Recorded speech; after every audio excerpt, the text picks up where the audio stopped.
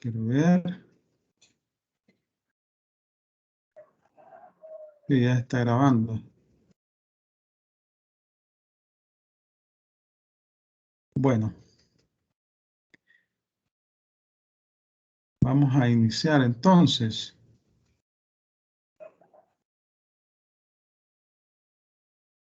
Este día vamos a continuar hablando de temas de derecho tributario, temas introductorios que se encuentran regulados en el Código Tributario. Y ya estamos comenzando a leer las disposiciones legales del Código Tributario relacionadas con esta temática. En la clase anterior, el último tema que vimos fue los sujetos de la relación jurídica tributaria. Decíamos que hay dos tipos de sujetos, el sujeto activo y el sujeto pasivo.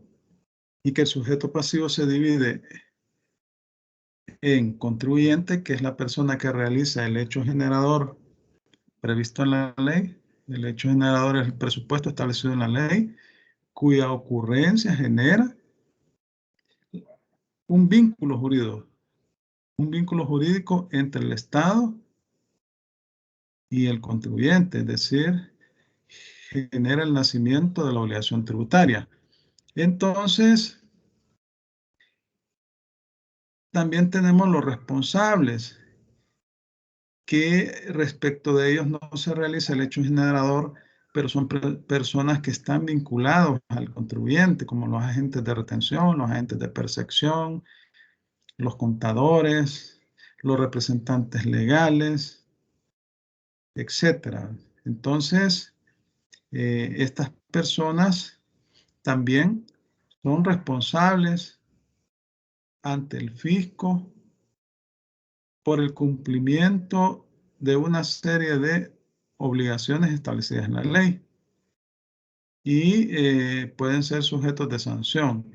Entonces, cuando hablamos del concepto de solidaridad, resulta que los responsables tienen responsabilidad ante el fisco por el pago de los tributos, porque la solidaridad consiste en que una persona se obliga respecto al fisco por el deudor principal. Es decir, que el deudor principal es el contribuyente. Pero en caso que éste no pueda pagar, el responsable solidario tendrá que pagar o responder ante el fisco en los casos previstos en la ley. Entonces, este concepto de solidaridad está establecido en el Código Civil. De ahí lo ha retomado la legislación tributaria. Y al inicio que nosotros veíamos los conceptos de derecho tributario y las relaciones del derecho tributario con otras ramas del derecho, eh, hablamos de que se relaciona también con el Código Civil, ya que toma muchas de sus instituciones. Entonces, acá resulta que el concepto de solidaridad es un concepto extraído del derecho común, del Código Civil. En el artículo 1382 de nuestro Código Civil se define este concepto de solidaridad. En general, cuando se ha contraído por muchas personas o para con muchos la obligación de una cosa divisible, aquí en materia tributaria estamos hablando de la deuda tributaria. Cada uno de los deudores en el primer caso es obligado solamente a su parte o cuota en la deuda. Y cada uno de los acreedores en el segundo solo tiene derecho para demandar su parte o cuota en el crédito. Aquí estamos hablando de un solo acreedor, que es el sujeto activo. Y un deudor, uno o varios deudores, que el principal deudor es el contribuyente o contribuyentes.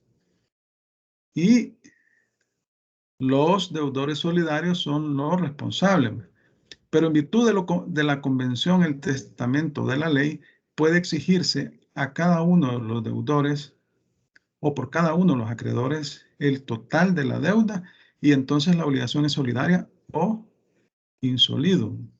Es decir, que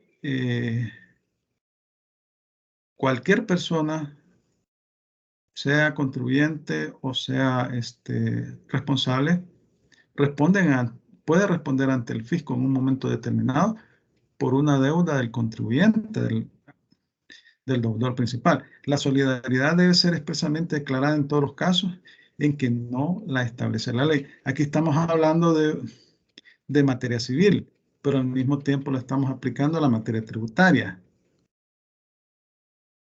De acuerdo con el artículo 1385 del Código Civil, el acreedor podrá dirigirse contra todos los deudores solidarios conjuntamente o contra cualquiera de ellos a su arbitrio, sin que por este pueda oponérsele el beneficio de división, o sea, de división del monto de la deuda. Se puede cobrársela el total de la deuda a un solo responsable solidario. Recoge esta disposición la solidaridad pasiva conforme a la cual el acreedor puede exigir el cumplimiento de la obligación a cualquiera de los deudores. Ese es el objeto de la solidaridad en materia tributaria. La doctrina tributaria, por su parte, construye el concepto de solidaridad con base no solo a la existencia de una pluralidad de sujetos y a la identidad de la prestación, sino que añade una tercera característica, basada en la existencia de una misma causa obligandi, entendida esta como la realización del mismo hecho imponible, o sea, el hecho generador previsto en la ley, la obligación tributaria. Ahora, en los artículos 44, 45, 49, 50 y 51 se establece la solidaridad. ¿Quiénes son responsables solidariamente? Entonces, me gustaría que me colaboraran alguna persona con la lectura del artículo 44 del Código Tributario. Artículo 44 del Código Tributario. Ya les dije que en esta clase se debe tener a la mano el Código Tributario, que es lo que estamos estudiando en este momento. Porque si no, ustedes se van a perder. Entonces, leamos el artículo 44. ¿Quién lo lee? Cualquier persona que tenga a la mano el Código Tributario en la computadora. Sí, por favor. Permítame. Artículo 44. Son solidariamente responsables con los anteriores propietarios por el cumplimiento de las deudas tributarias pendientes de pago y de las obligaciones tributarias no cumplidas por los anteriores propietarios. A. Los donatorios y los legatorios por los impuestos adeudados correspondientes en la proporción de la donación o legado. B. Vaya, permítame. Esto de los donatarios y legatarios son las personas, el donatario es la persona que recibe una donación, es el beneficiario, y el legatario es aquella persona que recibe una herencia pero individualizada, es decir, una parte, una porción de una herencia, puede recibir un caballo, una casa, no recibe la totalidad de la herencia, ¿verdad? Vaya, ellos son solidariamente responsables. El donatario por el donante, que si ya falleció o está vivo, y el legatario por el causante que ya, bueno, hablamos de herencia, ya falleció. Ajá, B, letra B.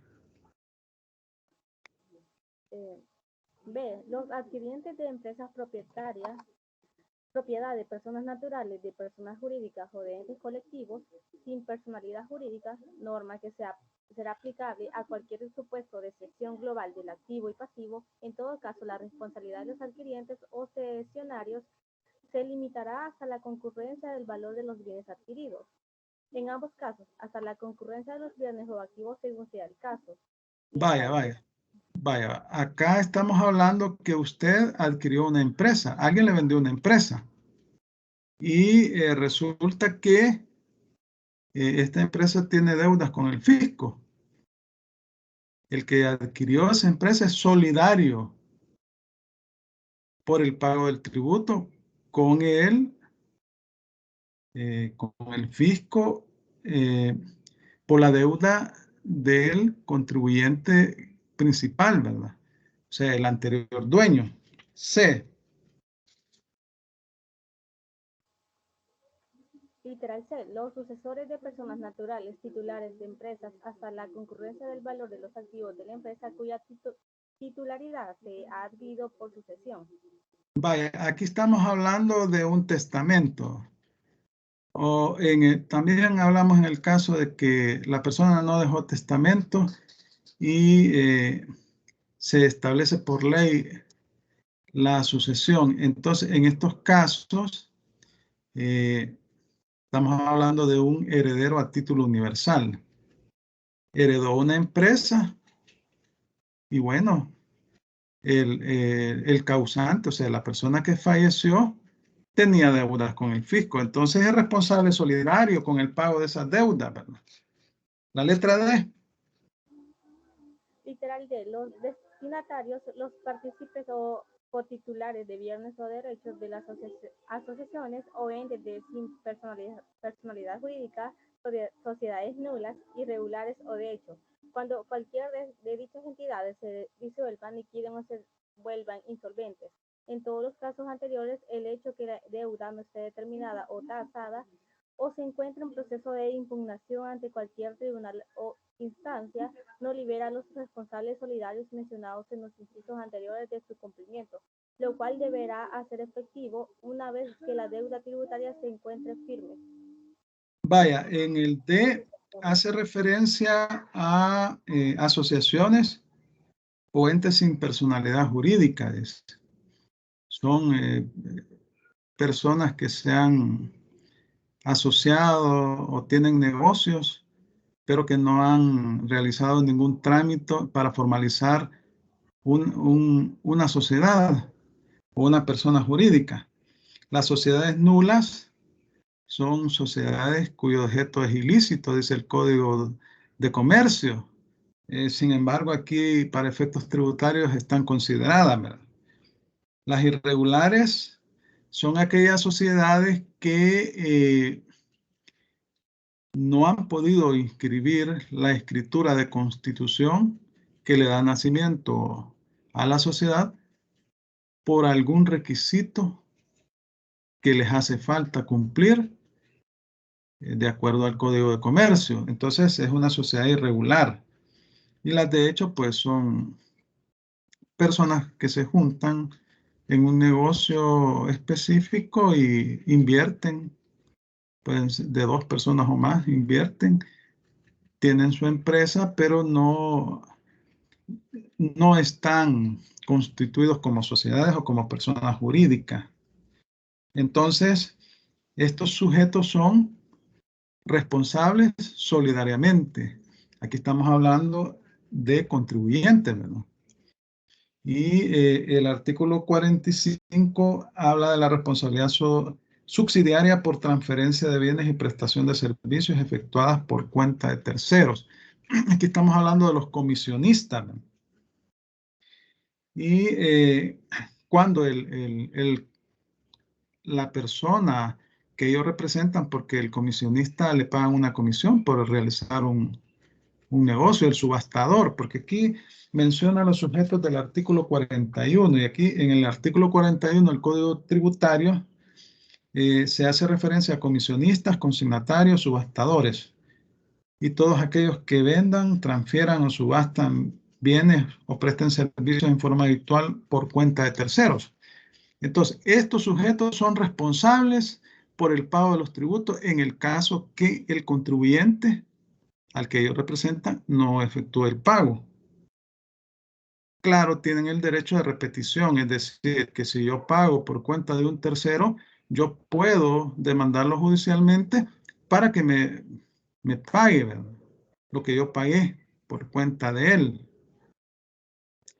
El artículo 49 habla de otros responsables, habla de los socios, copartícipes, cotitulares de sociedades, de personas.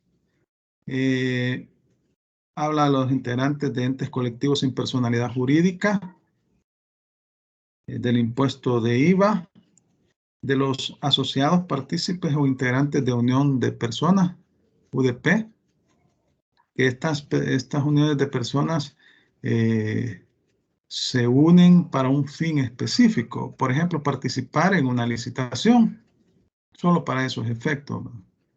Luego hacen una escritura pública, no son sociedades, ahí estipulan las condiciones bajo las cuales se están uniendo, participan en la licitación. Luego, si no ganan la licitación, se disuelven. Si la ganan, continúan, ¿verdad? Hasta la prestación del servicio o de los bienes o de la obra, ¿no? Y entonces ellos responden ante el fisco, ¿verdad? Son solidariamente responsables todos los miembros que conforman esa unión de personas. Luego tenemos el artículo 50, solidaridad de los representantes legales o titulares de las corporaciones y fundaciones de derecho público y de las corporaciones y fundaciones de utilidad pública. Estas están reconocidas en el artículo 6 de la Ley de Impuestos sobre la Renta. Las de derecho público son las que nacen por ley, son estatales, ¿verdad? Como el Fondo Social para la Vivienda, FONAVIPO, etcétera. Y las de utilidad pública son las que se rigen por las asociaciones y fundaciones sin fines de lucro, las conocidas ONGs. Entonces, los representantes legales o titulares de esas instituciones son responsables por el pago de los tributos que puedan generar este tipo de sociedades. Estas sociedades, para estar exentas del impuesto sobre la renta, tienen que tener una calificación de la Dirección General de Impuestos Internos, ¿no? De lo contrario, deben de pagar impuestos. Y en el caso de IVA no están exentas, pero las importaciones, ciertas donaciones desde el exterior que les hagan, sí están exentas del impuesto de IVA, siempre y cuando tengan la calificación. Y en el caso de las donaciones, pues ellos reciben donaciones, pero las donaciones son deducibles hasta un 20% del monto total de las utilidades, de las utilidades del contribuyente. Entonces, estos sujetos son responsables también, los representantes legales, por el pago de los tributos de este tipo de empresas. El artículo 51, que me lo lea alguien, por favor. Artículo 51, es cortito ese artículo. A ver quién lo lee. ¿Se lo leo? Sí, por favor. Artículo 51, sección de la solidaridad. La responsabilidad solidaria de que tratan los artículos anteriores con relación a las obligaciones principales se extenderán a los intereses inherentes a las obligaciones principales a que acceden. Es decir, que no solamente va a ser la deuda principal, que está constituida por el pago de los tributos, y que se recuerdan que esa no puede ser perdonada, sino que además de los intereses, multas y recargos, ¿no? Entonces, sobre todo ese monto responde el responsable solidario, responde ante el fisco.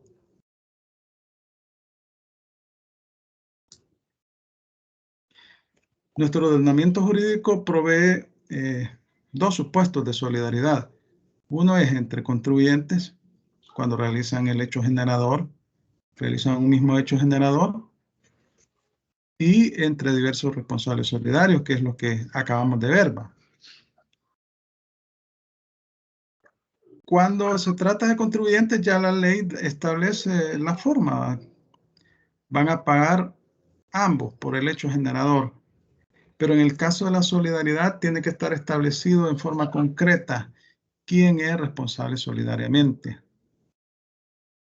Esa es la diferencia entre esas figuras. ¿Cuáles son los efectos de la solidaridad tributaria? Que la obligación puede ser exigida total o parcialmente a cualquiera de los deudores a elección del sujeto activo. Es decir, el sujeto activo puede exigir el pago de la obligación o puede iniciar el cobro de la deuda tributaria por el contribuyente o por algún responsable. que está establecido en la ley. Ahora bien, al responsable le asiste el derecho de repetición. Puede demandar al contribuyente, al principal obligado, judicialmente para que le resarza, o sea, que le pague lo que pagó en su nombre. El pago efectuado por uno de los deudores libera a los demás. Otra de los efectos de la solidaridad. Cualquier interrupción de la prescripción o de caducidad, son figuras jurídicas, la prescripción extingue la deuda tributaria, la caducidad limita las facultades o extingue las facultades de la administración tributaria de fiscalizar en favor o en contra de uno de los deudores, favorece o perjudica a los demás. Esos son los principales efectos de la solidaridad tributaria. Otro concepto también que ha sido extraído del Código Civil es el domicilio. El domicilio se encuentra definido en el artículo 57 del Código Civil. Consiste en la residencia acompañada, real o presuntivamente, del ánimo de permanecer en ella. Se divide en político y civil. Hay domicilio político y domicilio civil. El político es relativo al territorio del Estado en general. Su domicilio político es del lugar donde reside, es decir, usted reside en el municipio de San Salvador, ese es su domicilio político. Luego, el domicilio civil es el relativo a una parte determinada del territorio del Estado, o sea, el lugar donde usted reside. En la colonia tal, ahí, ese es el domicilio civil.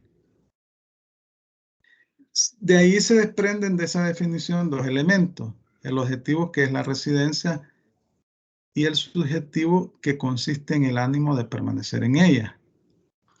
La residencia constituye un nexo entre una persona y el lugar donde ella habita. El domicilio es más bien un vínculo jurídico que se da entre la persona y un lugar determinado que se manifiesta en la residencia más el ánimo de permanecer en ella. Es tan importante el domicilio para efectos tributarios, porque cuando usted se va a inscribir en IVA o en renta, usted debe señalar un lugar para recibir notificaciones, ¿verdad? Y cuando elabora una declaración, su declaración de renta, por ejemplo, ahí usted consigna cuál es su residencia, cuál es su dirección. El domicilio tiene importancia en el derecho tributario desde tres puntos de vista. Como determinante de los sujetos pasivos del impuesto.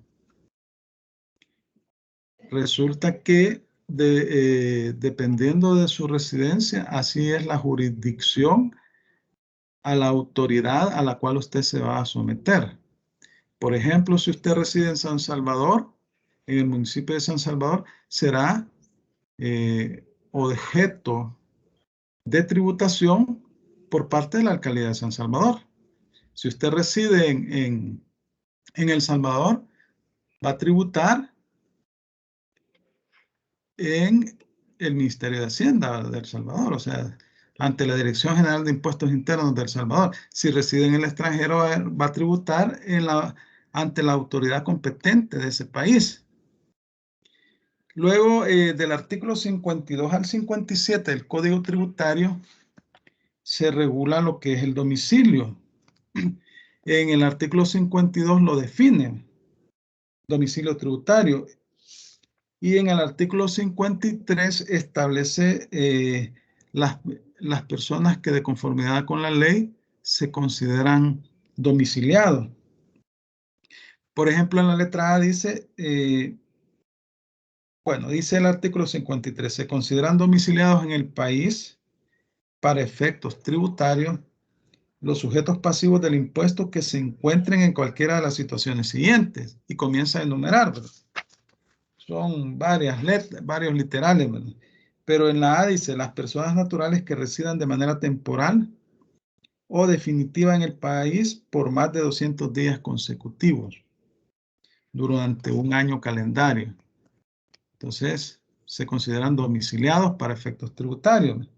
Las personas que hayan sido consideradas como domiciliados durante más de un año calendario podrán ausentarse del país hasta por 165 días sin perder la calidad de domiciliado. Eso establece la letra A. La letra B, las personas naturales que tengan en la República de El Salvador el asiento principal de sus negocios. Debe entenderse por asiento principal de los negocios del contribuyente aquel que le produzca el mayor monto de su renta. Aquí en el país hay bastantes empresas extranjeras que tienen sucursales en el país. Y así enumera una serie de sujetos. Por ejemplo, lee las personas jurídicas con domicilio en el extranjero, inscritas en el registro de comercio que poseen sucursales, agencias o establecimientos que operen permanentemente en el país. Luego, los funcionarios y empleados salvadoreños del gobierno de la República, municipalidades o instituciones oficiales que desempeñen cargos en el exterior, mientras se encuentran en el desempeño de sus cargos. Y bueno, el artículo 54 establece el lugar de domicilio de las personas naturales. El 55, el lugar de domicilio de las personas jurídicas, sucesiones, fideicomisos, uniones de personas y sociedades irregulares o de hecho. El 56, el lugar de domicilio de personas que desempeñan cargos oficiales en el extranjero. Bueno, estos para efectos tributarios se consideran domiciliados en El Salvador, ¿verdad? Por ejemplo, los embajadores, los diplomáticos, las personas que trabajan en el servicio exterior, para efectos tributarios se consideran domiciliados en el país. Y luego en el artículo 57 se exige la obligación de informar a la administración tributaria sobre el cambio de domicilio. Otro aspecto importante del domicilio para efectos tributarios es que es un determinante del monto del impuesto según el contribuyente sea domiciliado o no. Y si vemos el artículo 37, inciso segundo de la Ley de Impuestos sobre la Renta, se establece un impuesto del 30% para los sujetos no domiciliados. Y si vemos el 158 del Código Tributario, se establece una retención para las personas que no son domiciliadas del 20%, que puede ser un pago definitivo en aquellos casos en los cuales el sujeto no presente la declaración. Y en el 161 del Código Tributario habla de la retención para los sujetos que no tienen domicilio en el país. Y luego también para aspectos administrativos y procesales de la relación tributaria. Por ejemplo, el artículo 90 del Código Tributario establece la obligatoriedad de señalar dirección para recibir notificaciones.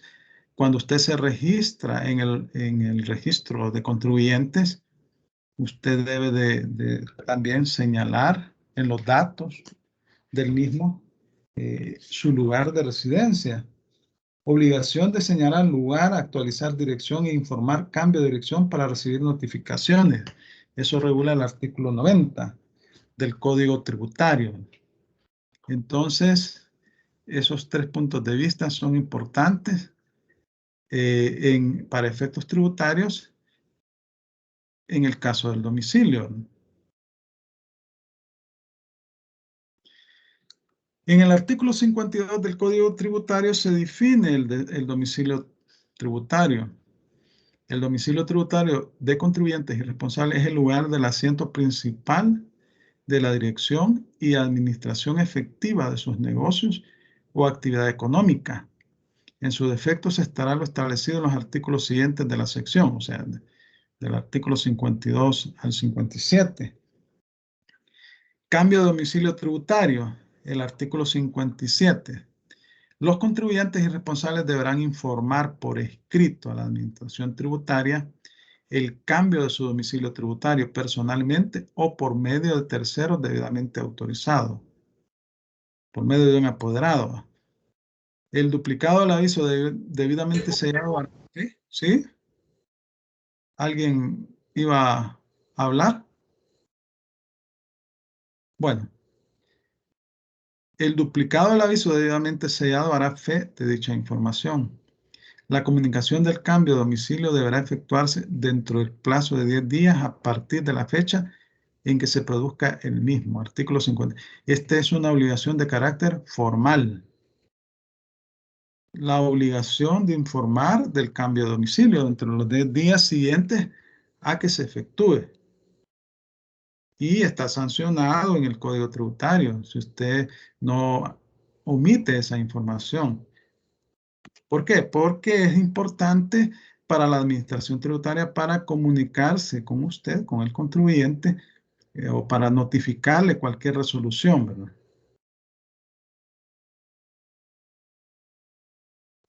Bueno,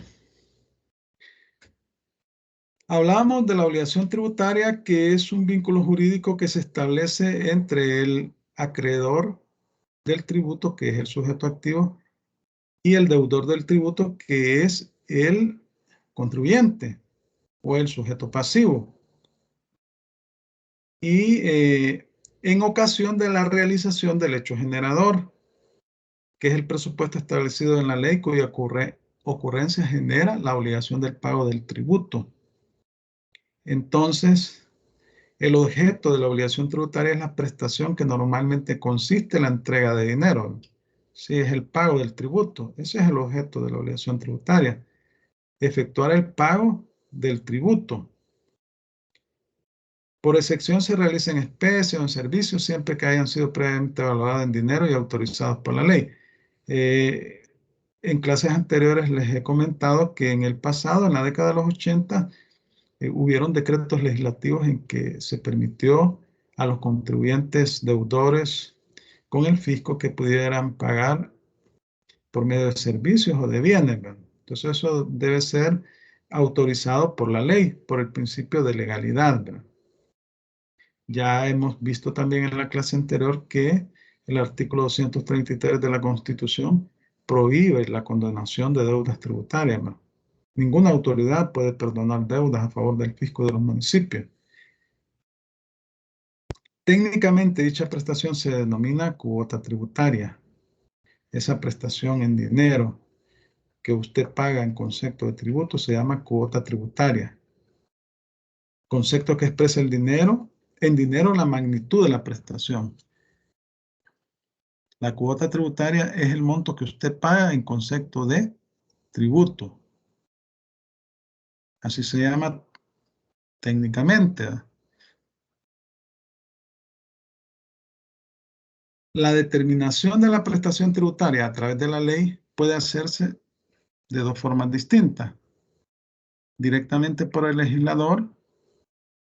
Aquí estamos hablando que en estos casos en la ley se fija una tasa específica, ya clara, en forma clara, como el caso de aquí les pongo el ejemplo de los derechos que se pagan por inscripción del registro de comercio. Ahí se establece el arancel correspondiente que se debe pagar y está establecido en la ley. Entonces, directamente por el legislador, en estos casos, la ley fija la cantidad de dinero que los sujetos pasivos de un determinado tributo deben entregar al Estado. Nos encontramos con un tributo de cuota fija. Entonces estamos hablando de las tasas, ¿no?, que se pagan en los registros. Ya la ley le dice, mire, por inscribir tal cosa, usted va a pagar tanto. Ahí está la tabla de cuánto le toca pagar. Indirectamente, en estos casos, la ley no fija la cantidad que ha de pagarse, pero indica la manera de determinar la cuota. Es decir, establece cómo se va a calcular. Pero en caso del impuesto sobre la renta, y para los asalariados tenemos una tablita, ¿verdad?, que va en forma progresiva de acuerdo a los ingresos que, si la base imponible es tanto, va a pagar el 10% sobre el exceso de tanto más una cuota fija de tanto. En el caso del impuesto IVA es un porcentaje fijo, una tarifa del 13%, aunque el artículo 54 dice tasa, pero no es tasa, por lo que hemos hablado. El IVA es un impuesto Entonces, técnicamente la expresión correcta es tarifa.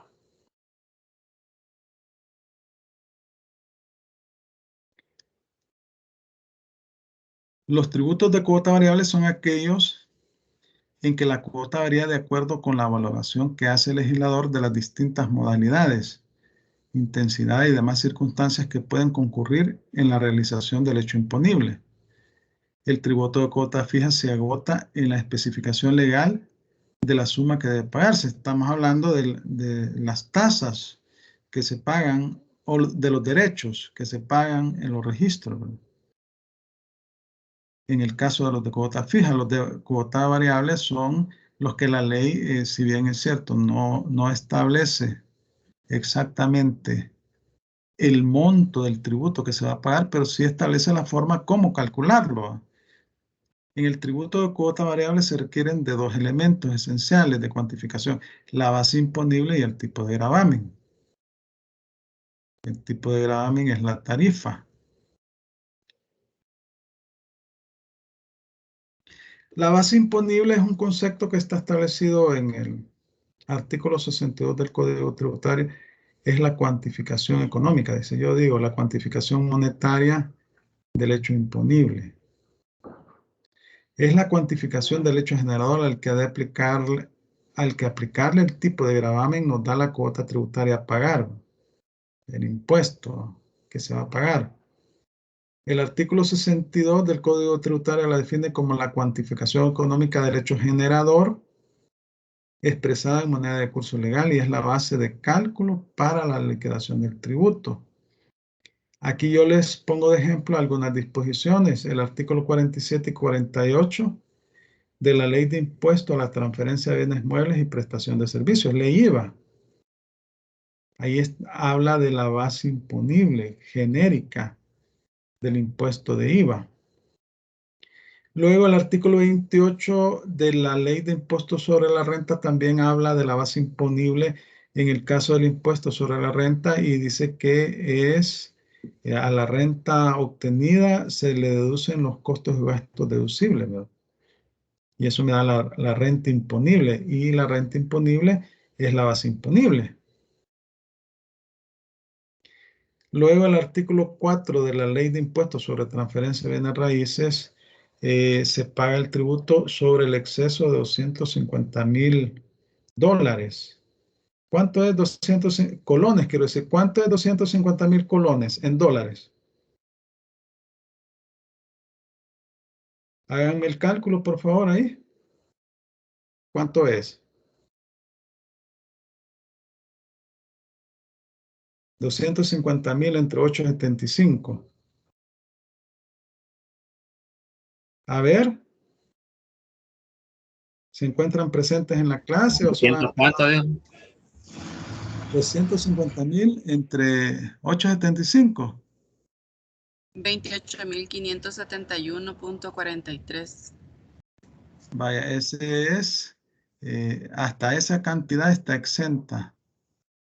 Está exento el impuesto sobre transferencia de bienes raíces. Si excede ese monto, paga el 3%. Entonces, la base imponible es el valor que vale el inmueble, a ese le resto los 250,000 colones, que son 28,000 y algo de dólares. Y ese resultado es la base imponible. A eso yo le calculo el 3% y me da el impuesto a pagar. Y ese monto que yo pago es lo que se llama la tarifa, ¿verdad? Entonces,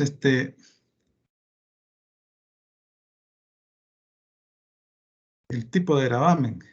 Bueno, entonces en el artículo 26 de la Ley General Tributaria Municipal se define la base imponible de la obligación tributaria municipal como la dimensión del hecho generador que sirve para cuantificar el tributo al aplicarle la tarifa correspondiente.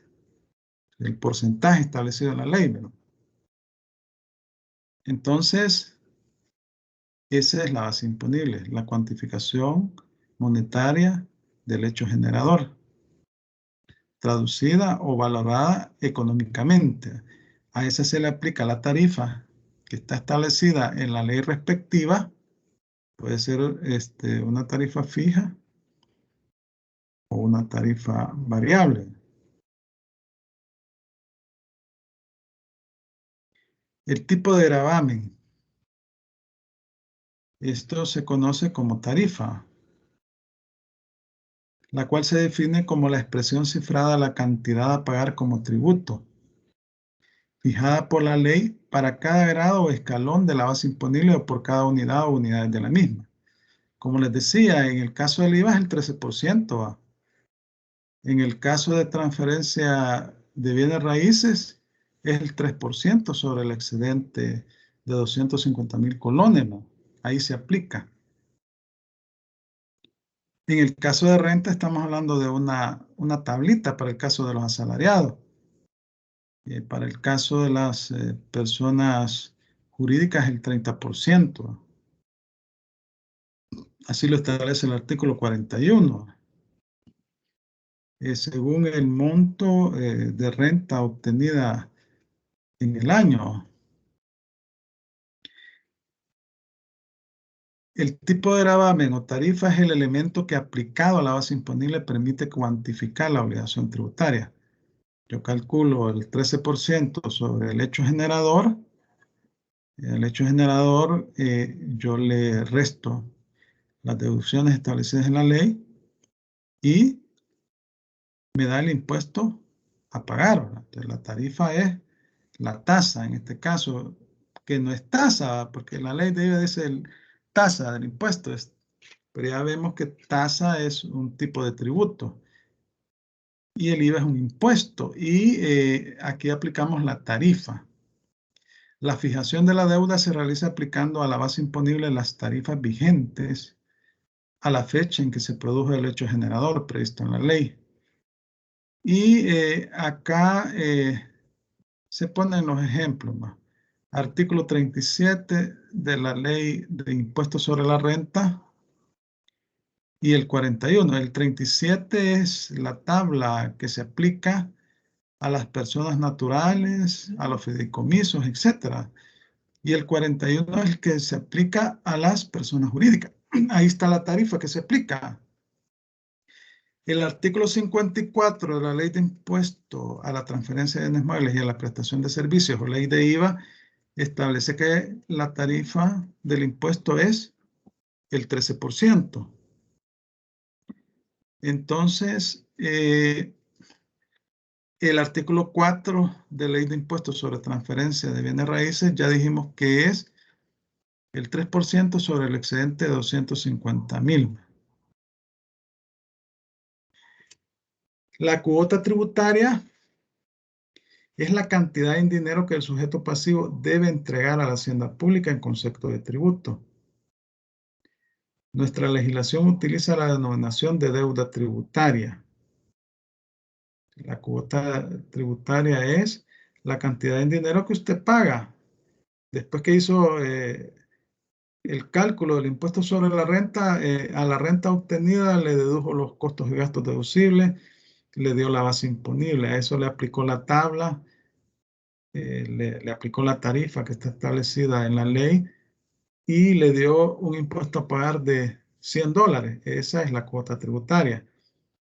Pero aquí en nuestro país se la asemeja a la deuda tributaria, pero son cosas diferentes, ¿verdad? La cuota es el resultado directo de la aplicación de la base imponible y el tipo de gravamen al hecho generador, mientras que la deuda tributaria es la suma de la cuota, recargos, intereses y multas. Sí, o sea, la deuda tributaria es el monto en concepto de tributo, más los accesorios, multas, intereses y otros recargos. O sea, es más amplio. Puede que en los casos de amnistía fiscal puede coincidir, ¿verdad? La cuota tributaria, o sea, la deuda en concepto de tributo, puede coincidir con la deuda tributaria. Y entonces el concepto de deuda tributaria se encuentra regulado en los artículos 264, 265 y 266 del Código Tributario. ustedes deben de leerlos en sus casas, ¿verdad? Porque aquí por el tiempo, bien difícil. Y máximo que a ustedes no les gusta leer, ¿verdad? Las clases de cuota que tenemos son dos tipos de cuota. La íntegra es la cantidad de dinero prevista en la ley resultante de la aplicación del tipo de gravamen a la base imponible y es en principio la prestación que debe cumplir el sujeto pasivo. Es el monto del impuesto que le sale a pagar. Y usted lo va a pagar, esa cantidad en dinero es la cuota íntegra. La líquida es el resultado de aplicar a la primera las deducciones previstas en la ley. Ejemplo, retenciones o anticipos a cuentas que le hayan sido practicadas al contribuyente. El 151 y el 155 del Código Tributario regula lo que es el anticipo a cuenta y las retenciones. Es decir, usted calcula el impuesto sobre la renta, por ejemplo, a la renta obtenida le deduce los costos y gastos deducibles, luego a eso le aplica la tarifa y le da la cuota íntegra. Pero resulta que tiene que acreditarse el pago a cuenta y las retenciones que le efectuaron.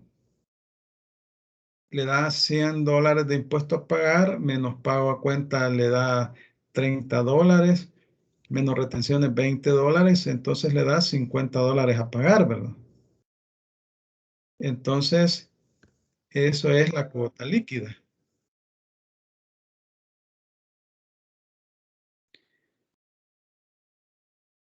La extinción de la obligación tributaria. Bueno, la extinción es cuando finaliza el vínculo entre el acreedor del tributo, el sujeto activo, y el deudor del tributo, el sujeto pasivo. La obligación tributaria es una especie del género obligación, como figura jurídica que encuentra aplicación en todo el campo jurídico. La extinción implica que usted se libera de esa obligación. Y bueno, es como que usted tiene una deuda con el banco y es una persona que cumple los requisitos establecidos en la ley del sistema de ahorro para pensiones para que le devuelvan el 25% del saldo, lo que tiene acumulado, y viene, pide la devolución. Se lo devuelven y le devuelven $15,000 y exactamente ese es el monto que usted le debe al banco o a varios bancos. Paga esa deuda, entonces se libera, ¿verdad? Se libera de esa deuda. Pues esa es la extinción, el fin de la deuda, del vínculo jurídico de la obligación tributaria. Las formas de extinción de las obligaciones admitidas por nuestra legislación tributaria son el pago, la confusión, la compensación y la prescripción. Aquí yo agrego la caducidad, pero la caducidad las primeras se regulan, hasta la D se regulan en el artículo 68 del Código Tributario. La caducidad es la extinción de las facultades de fiscalización ¿cómo se llama? De la Dirección General de Impuestos Internos. Y básicamente impide la liquidación del tributo. Cuando normalmente la Dirección General de Impuestos Internos realiza fiscalizaciones a los contribuyentes, pero dentro del plazo de la caducidad, es decir, que son 3 años cuando usted presentó la declaración y 5 años cuando no la presentó. Si ya solo faltan meses para que se cumplan los 3 años, ya no pueden fiscalizarlo, así ha presentado la declaración. Entonces, la caducidad no permite que la autoridad administrativa pueda efectuar la liquidación de oficio de ese tributo. Entonces, en ese sentido, se libera de la obligación tributaria. Por eso se pone como extinción, aunque no está establecido así en la legislación tributaria, pero ese efecto tiene. Claro, han habido decretos, hubo un decreto legislativo que está siendo muy cuestionado en estos días, en el cual se liberó del pago de los tributos a los contribuyentes del ejercicio fiscal del 2014, si no me recuerdo, 2015 hacia atrás. Y habían fiscalizaciones en curso. Y entonces por decreto legislativo se liberaron como consecuencia de una sentencia de la Sala de lo Constitucional que no decía eso, que se liberara de responsabilidad. Pero como ahí no se había definido la deuda tributaria, porque una cosa es la fiscalización. Cuando está la Dirección General de Impuestos Internos o la Dirección General de Aduanas, que por cierto, en el caso de la Dirección General de Aduanas, la caducidad es de 5 años. Y están fiscalizando, en ese momento no hay liquidación de oficio, sino que es hasta el momento en que el auditor emite su informe y luego hay una unidad de audiencia y apertura a pruebas que emite una resolución de audiencia y apertura a pruebas al contribuyente y se le notifica el inicio del proceso de liquidación oficiosa. En ese momento ya se está determinando, se le está dando el derecho de audiencia y pruebas y luego que de 15 días en total suman, va. 5 días de audiencia y 10 de prueba. Y bueno, resulta que al final se emite una resolución y ahí, cuando lo notifican esa resolución, esa es una liquidación de oficio. Y ahí está, se la notifican, pero no es firme, líquida y exigible. Es firme, líquida y exigible cuando usted ya agotó todos los recursos establecidos en la ley y perdió, ¿verdad? Interpuso un recurso en el Tribunal de Apelaciones, perdió. Se fue a los tribunales administrativos, perdió. Y ahí la deuda se volvió firme, líquida y exigible. Entonces, esa es la que no se puede perdonar.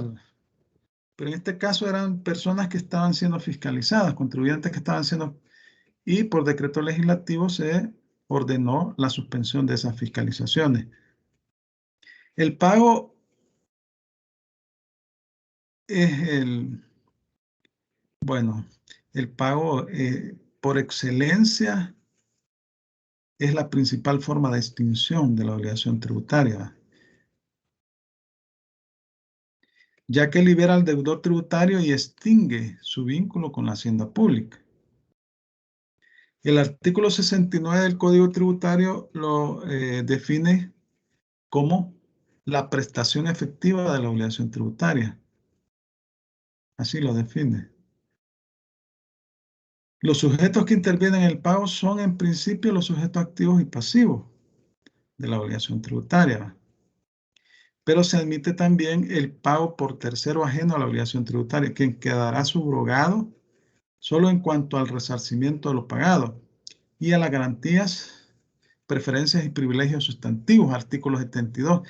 La subrogación es una figura legal por medio de la cual la persona que ha pagado en nombre de un tercero por deuda ajena puede demandarla judicialmente, iniciar la gestión por la vía judicial y cobrarle lo que pagó por su cuenta.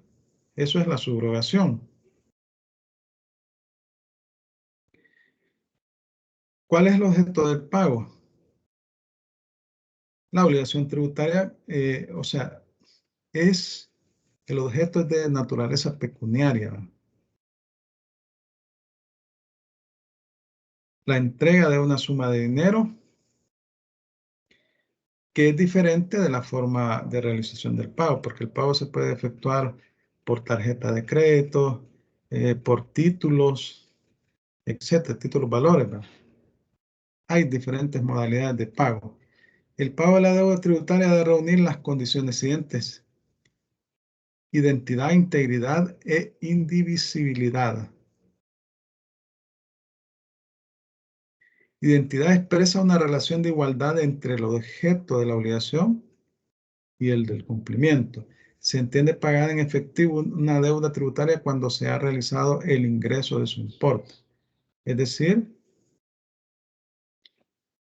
usted le debe al fisco 100 colones, 100 dólares, que los paga en efectivo y hay una identidad entre la deuda y lo pagado. Y ahí se extingue. Integridad exige que la deuda debe ser satisfecha completamente para que se pueda extinguir, ¿va? Porque si solo paga el 50%, le queda un 50%, ¿va? El pago produce sus efectos extintivos si la obligación se cumple en toda su magnitud. El efecto liberatorio del pago ocurre únicamente si la prestación es de la totalidad de la deuda tributaria. Obviamente, ¿va? Si usted paga el 100% de lo que debe, se libera totalmente, se extingue la deuda. Indivisibilidad equivale a la unidad temporal de cumplimiento, mientras la integridad impide circunscribir la prestación a solo una parte, la indivisibilidad impide fraccionarla en el tiempo. Configurada como derecho del acreedor, nada impide que pueda ser modificada por voluntad del mismo, o cuando así lo autorice la ley, en el caso de obligaciones tributarias. Y aquí se menciona el artículo 74, inciso 3 del Código Tributario, que establece el pago a plazo. El pago a plazo es una facultad que está establecida en la ley por medio de la cual la Administración Tributaria, por medio de la Dirección General de Tesorería, mediante resolución, autoriza el pago en 6 cuotas, siempre y cuando usted pague el 10%. El 10% del monto adeudado. Y entonces emiten una resolución y la diferencia la paga en 6 cuotas. Debe usted solicitarlo a la Dirección General de Tesorería para que proceda este pago a plazos. Y debe estar establecido en la ley, por supuesto, y está establecido en la ley, ¿verdad?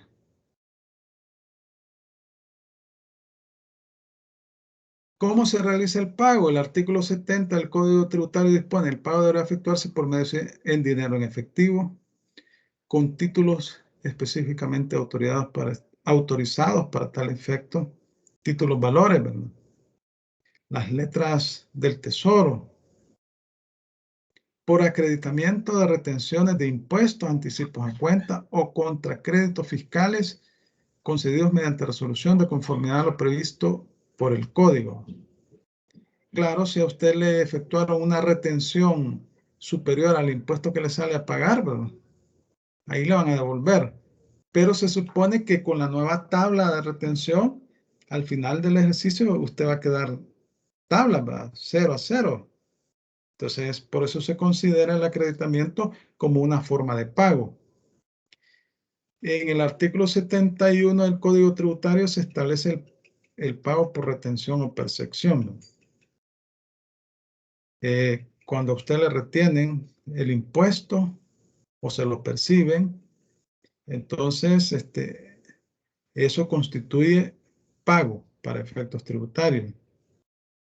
Los anticipos a cuenta, el pago a cuenta, usted va pagando mes a mes el impuesto sobre la renta mediante la figura de pago a cuenta y al final del ejercicio, cuando liquida su impuesto, al impuesto determinado le deducen los acreditamientos en concepto de pago a cuenta y retenciones y ahí le da el impuesto por pagar. Pago por disminución de saldos a favor, ¿verdad? Por ejemplo, en el caso de remanentes de crédito fiscal, ¿verdad? Que generalmente se generan por que los créditos fiscales son superiores a los débitos fiscales y sobre todo en el caso de exportadores, ¿verdad? Que les devuelven ese 13%. Es un incentivo fiscal a favor de los exportadores, pero ahí siempre les quedan remanentes. Entonces, eso le puede servir para reducir el monto de pago que le corresponde pagar el siguiente mes, el siguiente periodo tributario. Una vez efectuado el pago, el colector debe extender al contribuyente el recibo del mismo. Artículo 69 de la Ley Orgánica de la Administración Financiera del Estado, la Ley AFI. Ven cómo están relacionados, ¿verdad? Estas leyes, la Ley AFI con las leyes tributarias. Sobre todo la Ley AFI la aplica la Dirección General de Tesorería, pero también el Código Tributario.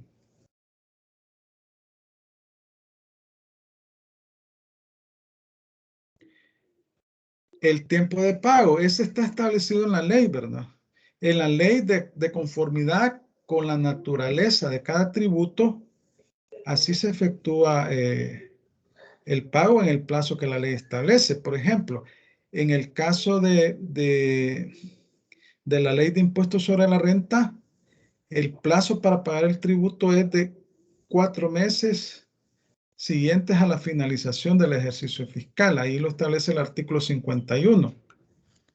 En el artículo 74 del Código Tributario establece, regula lo relativo al plazo en forma genérica. En forma específica lo regula cada tributo, cada ley de tributo. Entonces el artículo 51 de la Ley de Impuestos sobre la Renta establece que el pago del impuesto sobre la renta se efectuará durante los primeros 4 meses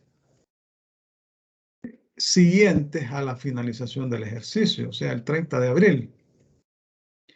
Luego, el artículo 20 de la Ley de Impuestos sobre Transferencia de Bienes Raíces establece que el pago de ese tributo debe efectuarse dentro de los 60 días posteriores a la realización de la transferencia del inmueble, cuando se dio el acto de compraventa, 60 días posteriores.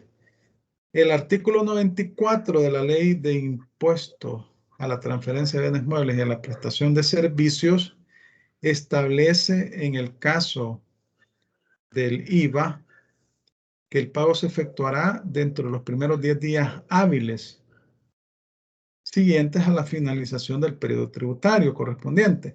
Los periodos tributarios en el caso de IVA son mensuales, ¿verdad? En el caso de renta es anual. En el caso de transferencia, pues es un periodo que está en relación con la realización de la compraventa. Puede ocurrir que la ley permite que el deudor no cumpla la obligación en el tiempo ordinario, generándose entonces una ampliación del plazo para el pago, sin que esto signifique incumplimiento o mora. Esto puede darse sin recargo para el obligado o con recargo de intereses. En el pasado se ha dado en el caso del impuesto sobre la renta, que vence el 30 de abril de cada año.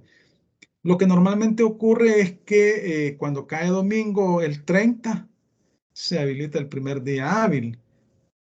Pero eso es una situación que así está establecido en la ley, en el Código Civil y en el Código Tributario.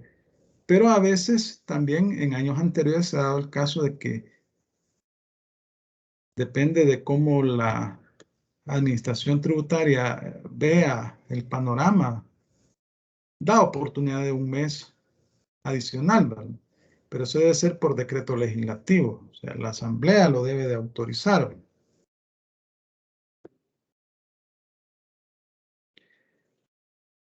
Y aquí tenemos diversas maneras de diferir el pago. La primera es el aplazamiento, en cuya virtud el pago se difiere previa liquidación, cuando se cuantifica la deuda, siendo necesaria solicitud del interesado para que la administración la conceda discrecionalmente. Estamos hablando del pago a plazo, que está regulado en el artículo 74, inciso tercero del Código Tributario y en el 120 del Código Tributario. Ahí no puse yo el 120, ustedes relacionen. La prórroga es un plazo concedido con carácter general y automático para determinado tipo de deudas tributarias que implica en realidad la ampliación del plazo de ingreso en periodo voluntario. A diferencia del anterior, este es de carácter general y normalmente se ha dado en el pasado con el impuesto sobre la renta, como les explicaba anteriormente. La suspensión se trata de un supuesto especial de alcance esencialmente procedimental que suspende la ejecución del acto de liquidación, deteniendo así el desarrollo del procedimiento recaudatorio, ejemplo, las impugnaciones del contribuyente.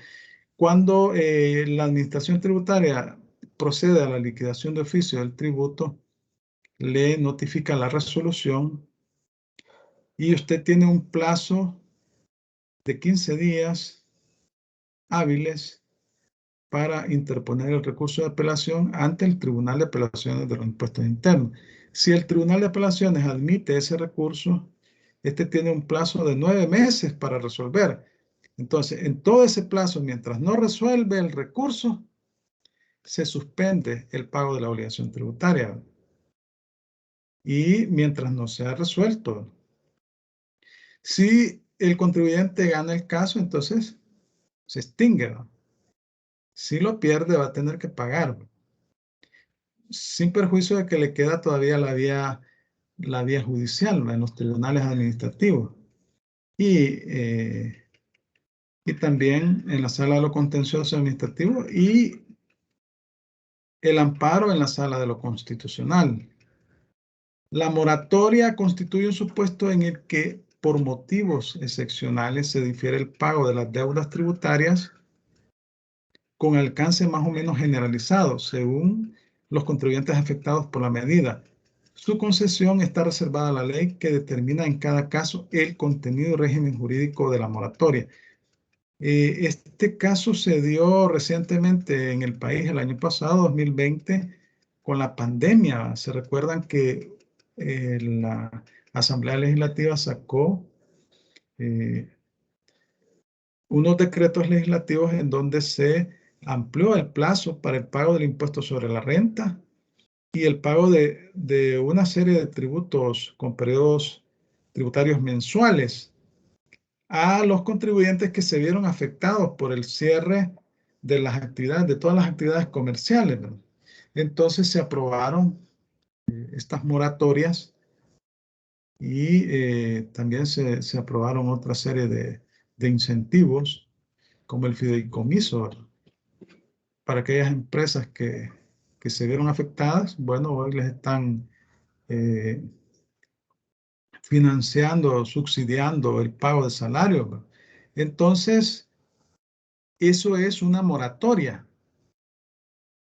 Y tenemos ejemplos recientes en el 2020 de este tipo de beneficio fiscal como consecuencia de la pandemia, ¿verdad?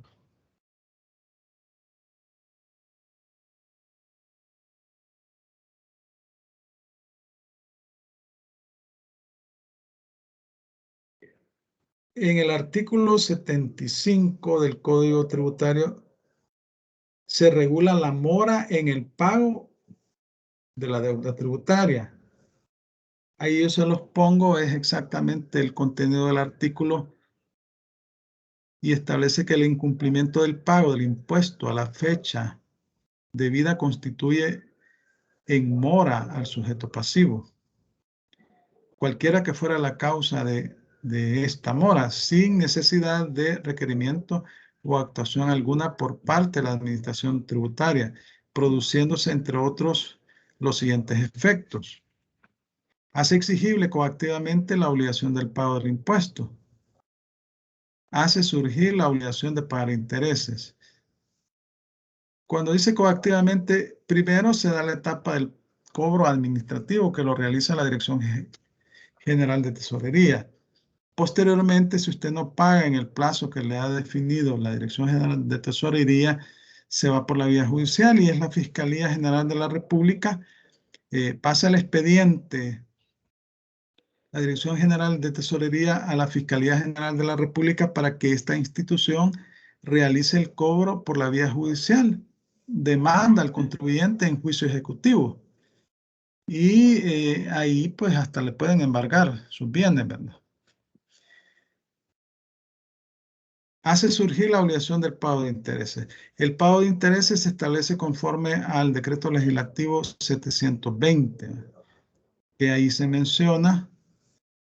Y cada 6 meses cambia el monto de intereses. Se publica en 2 periódicos de circulación nacional la tasa de interés que se cobra para las deudas tributarias. Ahí se establece en este artículo 75 el decreto 720.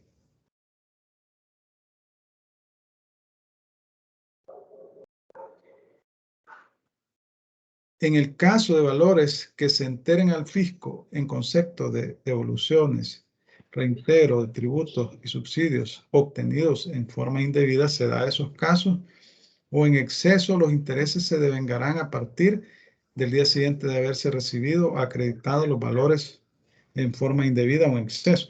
A veces resulta que el contribuyente no le da impuesto a pagar, sino que le da devolución, pero ha hecho un mal cálculo y resulta que es una devolución indebida. En esos casos también se genera el pago de intereses, ¿no?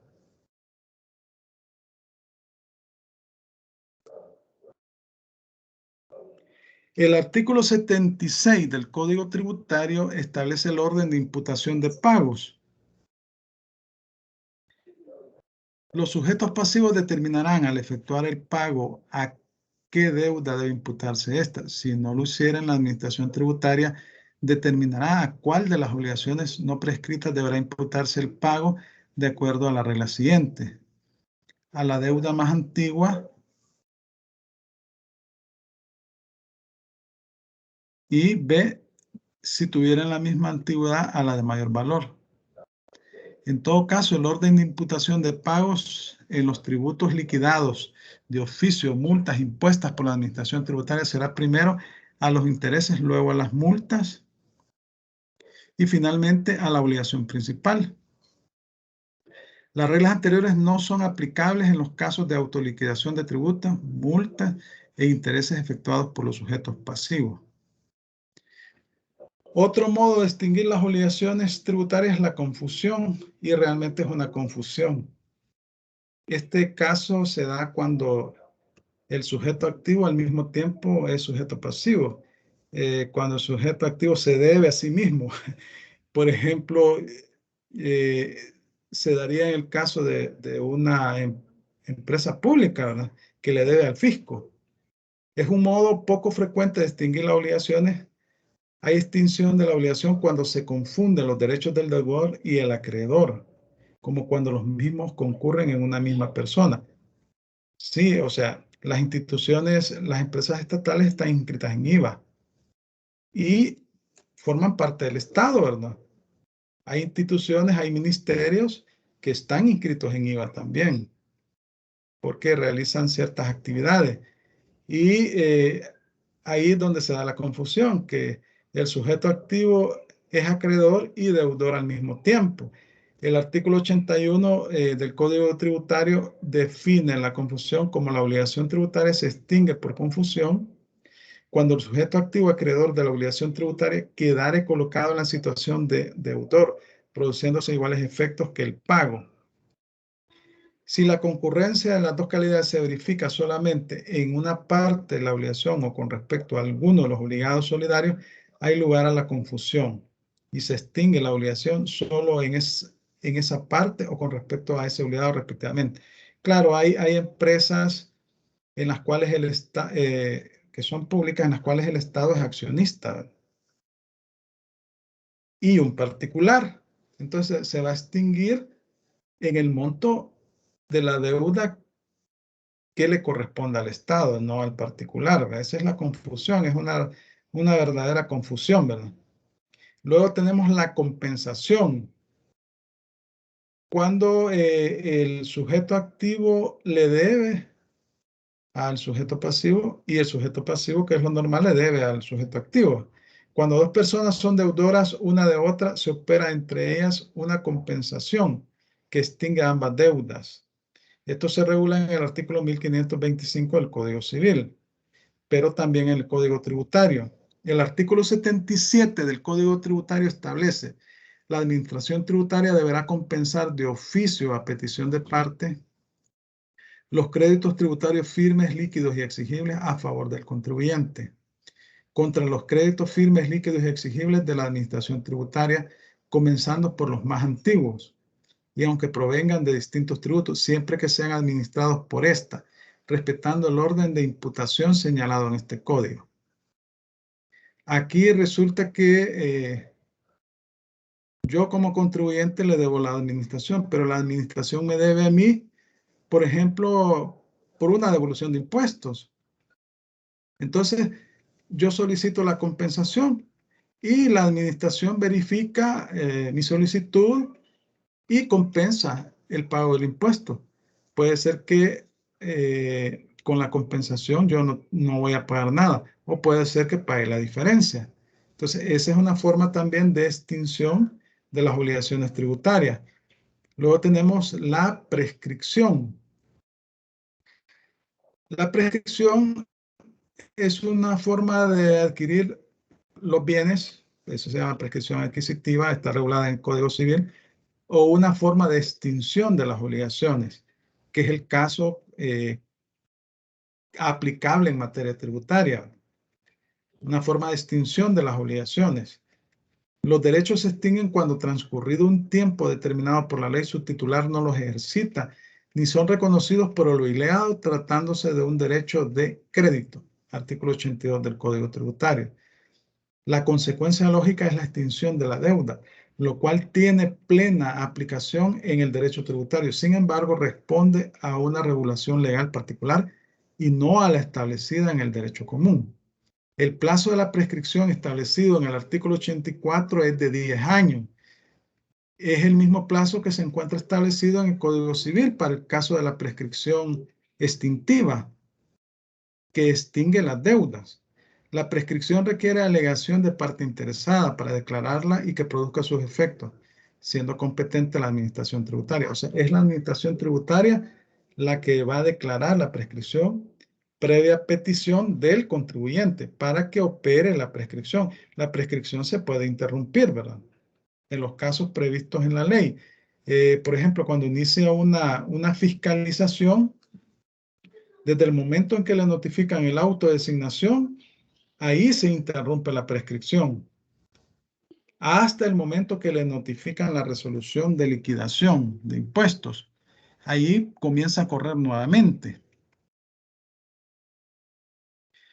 Luego tenemos la caducidad, que les decía que la caducidad no es en estricto sentido un modo de extinción de la obligación tributaria, pero es una limitante para la administración tributaria, es decir, las facultades de fiscalización se extinguen, caducan, y eso permite que no pueda liquidar la deuda tributaria de determinado ejercicio. Por ejemplo, hoy estamos en 2021, y estamos en septiembre. 2019, 2020, 2018. El ejercicio del 2018, 19, 20, no, el ejercicio 2017 sería, porque el ejercicio del 2017, en el caso de renta estamos hablando, el plazo para presentar la declaración de renta del ejercicio 2017 venció el 30 de abril del 2018. Entonces, 18, 19, 20, 21. El ejercicio 2017 ya caducó hoy el 30 de abril de este año.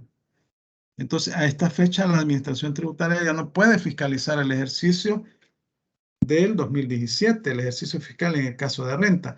En el caso de IVA, los 3 años mensualmente van prescribiendo, van caducando la facultad de fiscalización.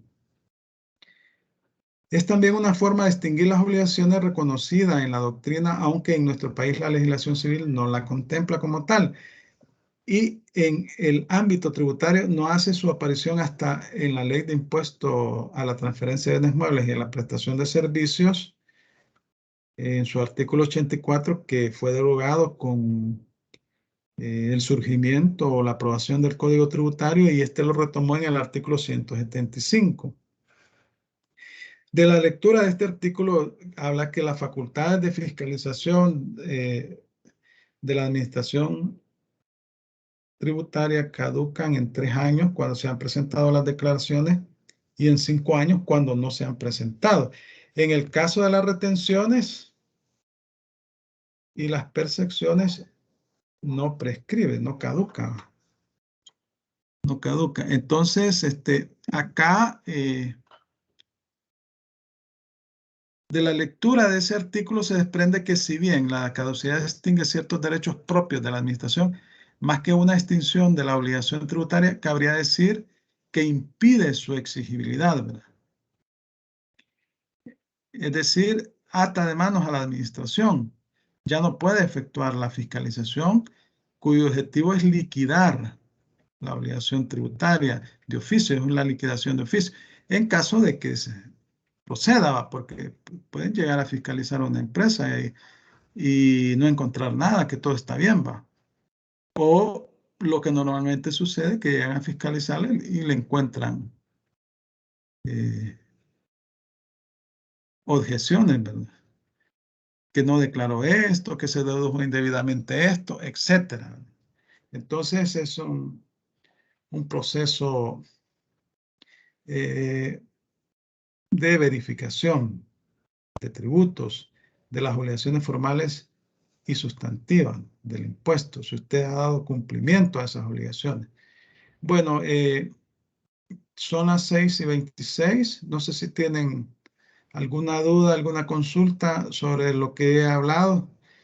Yo les pido que por favor lean las disposiciones que están establecidas en la diapositiva. Yo la diapositiva la subo al aula virtual.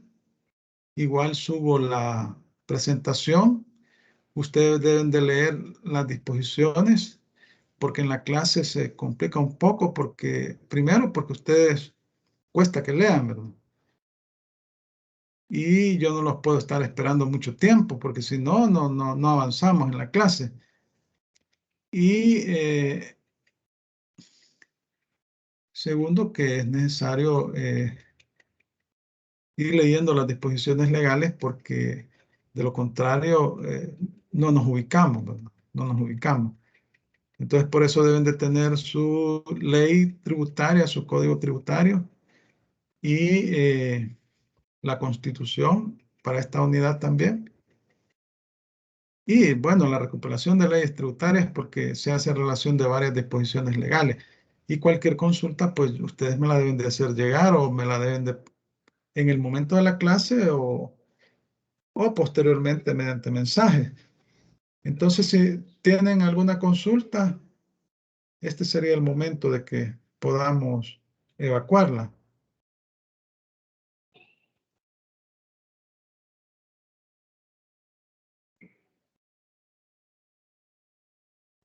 Gracias, licenciado. Por mi parte, nada, no tengo ninguna consulta. Bueno, entonces, si no hay consultas y también en relación con el trabajo, si no tienen consultas, pues vamos a finalizar la clase en este momento. Recuerden que hay un trabajo que lo van a entregar al final del ciclo, y que yo había puesto que iban a entrar un avance en esta unidad, pero como les he dejado un trabajo para esta segunda unidad, ese avance me lo van a entregar en la tercera unidad, en la cuarta unidad, segundo avance, y en la tercera unidad van a entregar ya el trabajo completo. Y el avance va a constituir la nota para la tercera y la cuarta unidad. Y la entrega del trabajo y la defensa del mismo va a ser la nota para la última unidad, quinta unidad, y en todos los casos vale 50%, ¿verdad? Y el parcial vale 50%. Para efectos del cálculo, así no se complican, sacan 10 en el parcial, tienen 5 puntos, y 10 en el trabajo y exposición, tienen 5, la suma es 10, ¿verdad? Entonces, si no tienen consultas, pues yo les agradezco su atención. Les deseo que pasen una feliz noche. Estudien, lean las disposiciones legales. Yo sé que llevan un montón de materias, pero así es, va, cuando uno está estudiando hay que hacer el tiempo para todas las materias. Y esta materia es la más árida. Así que les agradezco su atención. Pasen feliz noche y damos en este momento por concluida la clase. Gracias a todos y todas y que nos vemos el próximo martes, ¿verdad? Que sería mi última clase para esta unidad y ya las dos siguientes serían de ustedes. Bueno, gracias entonces. Gracias, licenciado. Gracias, Liz.